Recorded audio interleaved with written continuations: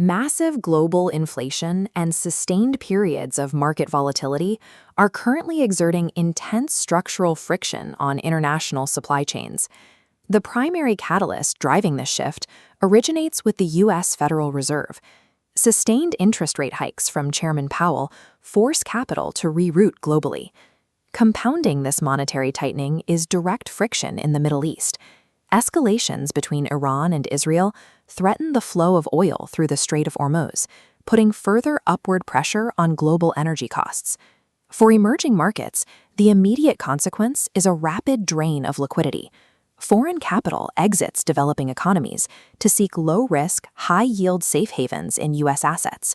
Inflation, rate hikes, and capital flight combined mean the traditional passive strategy of simply buying and holding equities is no longer viable. Domestically, this places institutional pressure on Bank Indonesia to hike its own benchmark rates to defend the rupiah against those capital outflows. This chart shows the year-to-date trajectory of the domestic equity market. The Jakarta Composite Index experiences a 38% contraction as liquidity dries up. In contrast, automated risk-off portfolios maintain positive returns during this same period, generating between 0.44% and 0.61% per month.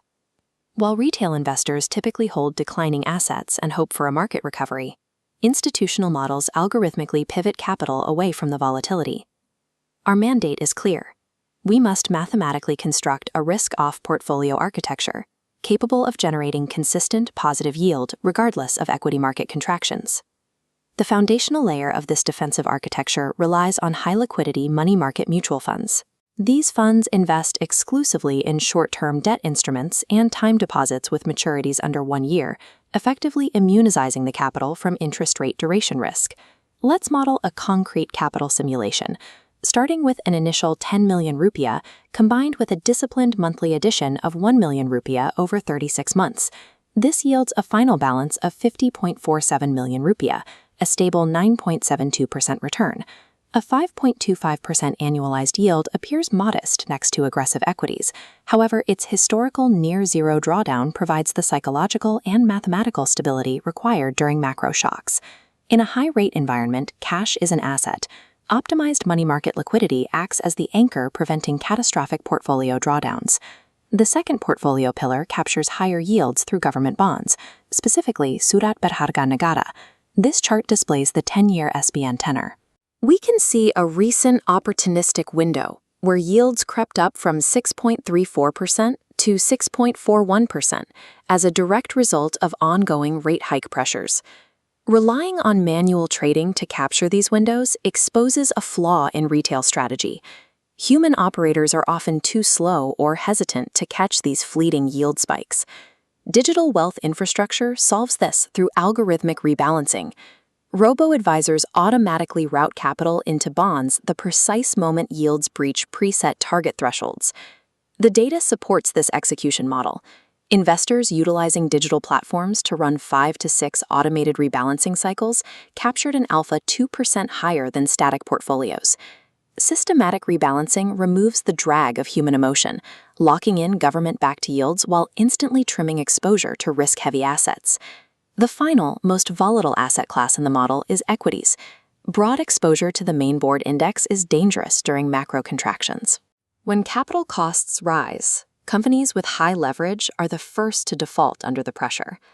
Instead, we deploy structural diversification through ESG-compliant indices, specifically targeting the SRI Kehati Index. This chart compares volatility models. On the left, we see the erratic swings of the broader index. Strict ESG governance filters inherently remove those over-leveraged firms. On the right, the SRI Kehati trendline demonstrates a smoother trajectory, maintaining superior downside resilience during market shocks. In a bear market, equity allocation is not about chasing explosive growth. It requires deploying capital into structurally governed entities, equipped to survive the cycle. We scale this institutional framework down to the individual's ultimate goal, absolute financial sovereignty.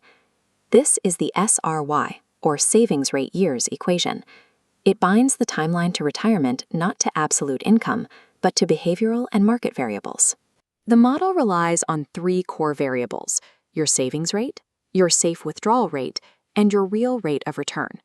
Applying our defensive architecture to this equation proves a critical point. Securing a consistent, compounded 5 to 6% yield in a down market significantly shortens the time to financial independence compared to suffering the drawdowns of volatile speculation. Reaching financial independence is not a matter of luck. If the variables are strictly controlled, the timeline becomes a result of objective calculation. We combine these three pillars, money markets, SBN bonds, and ESG equities, into a single, unified, storm-proof portfolio strategy. Utilizing digital wealth infrastructure to automate this routing is what separates institutional execution from retail speculation.